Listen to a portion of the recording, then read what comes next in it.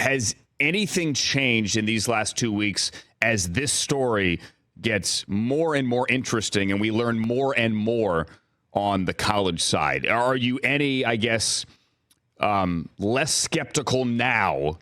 Or I'll let you put your words on it. How do you feel about Harbaugh now, 2 weeks later, after you guys had that? Well, that was this past Sunday, and that's based upon what we were hearing in terms of what the NFL potentially would do and its clubs to not have Jim Harbaugh on the sideline at the start of 2024 if he is leaving Michigan to escape a suspension that's been doled out. Now, I've had people raise Pete Carroll to me. People have raised Antonio, who just became the interim head coach of the Raiders, and it had trouble that he was facing potentially at Arizona State. But in those cases, nobody had gotten a ban. Nobody was barred from the sideline at that point. Obviously, there were programmatic impacts and fallout from those that took place here. But with Michigan and Jim Harbaugh, and I know there's people doing a lot more reporting on this than I am because it's the biggest story right now in college football, maybe the biggest story in all of sports. But I know there were calls the last couple of days based on what's been reported with the other coaches in the Big Ten, with the athletic directors in the Big Ten. You saw Ryan Walters, the head coach of Purdue that has to play Michigan this week, saying last night, hey, these aren't allegations. There's evidence. We know they were there. They bought the tickets. There's a paper trail. They took the videos. We know all that's true.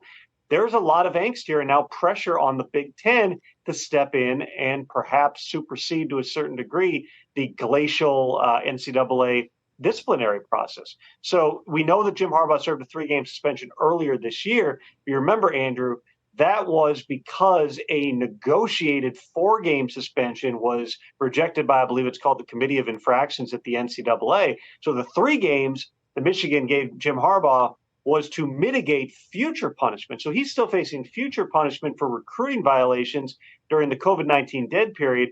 Now you add on top of it potentially the biggest scandal of my lifetime in college athletics with Jim Harbaugh and this Connor Stallions character and all the other things that they allegedly were doing here. You know, if you have multiple violations, and again, I'm not an expert on the NCAA rulebook, but I do know multiple major violations within a program that would yield a finding of head coach responsibility to get somebody banned for a long time. We're not talking about, oh, something was alleged, now he can't come to the NFL. No, if he gets a suspension, if the NCAA, the Big Ten, whoever, suspends Jim Harbaugh indefinitely, I would fully anticipate, because of integrity of the game and because of precedent in the Jim Tressel case, that the NFL / its clubs would have discussions about the eligibility of Jim Harbaugh. And I think that teams would be hard-pressed to have Jim Harbaugh, if, again, he has a suspension that's been handed down at the college level, having him on the field week 1 of the 2024 season. And I'm with you on the vagaries and how different the NCAA rulebook is. We don't know every last line because, Tom, they generally make it up as they go. Look at North Carolina, who they found was basically running a diploma mill for years, and then they went, okay, no big deal. But this is bad. Listen. Oh, I'm not downplaying it. Recruiting violations, like these are all bad. You look back at Jim Tressel, Terrell Pryor in 2011, they were trading tattoos and memorabilia. Yeah, but Tressel also signed that all his players were eligible when he knew none of them were. That's what it was about. Right.